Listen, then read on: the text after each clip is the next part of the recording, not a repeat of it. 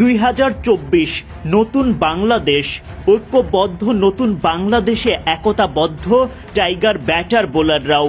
সব বিভাগেই উড়ন্ত পারফরমেন্সে বাংলাদেশ উড়িয়ে দিল পাকিস্তানকে।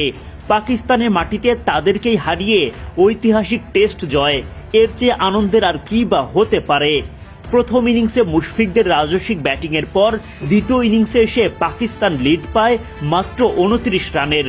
পঞ্চম দিনে যেটা বাংলাদেশ টপকে যায় অনায়াসে। এর আগে রাওয়ালপিন্ডি টেস্টের শেষ দিনের শুরুতেই দলকে উইকেট উপহার দেন হাসান মাহমুদ।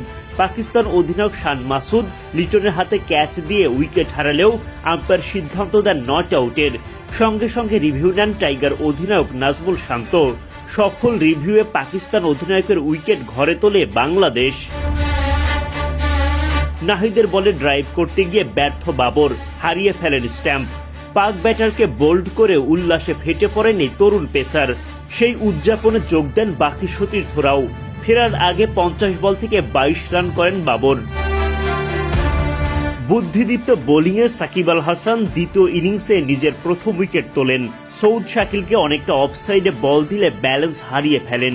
ওদিকে দ্রুত গতিতে স্ট্যাম্পিং সেরে ফেলেন লিটন।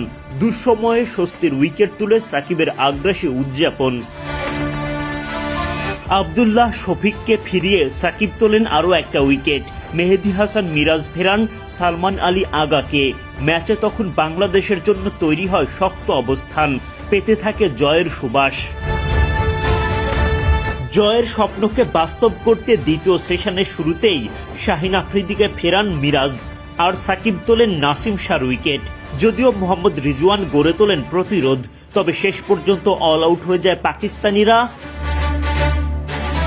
146 রানে অল আউট হওয়া পাকিস্তান লিড পায় মাত্র 29 রানের।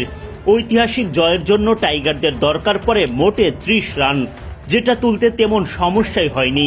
পাকিস্তানের মাটিতে পাকিস্তানকে টেস্ট হারিয়ে ইতিহাস গড়া জয় বাংলাদেশের।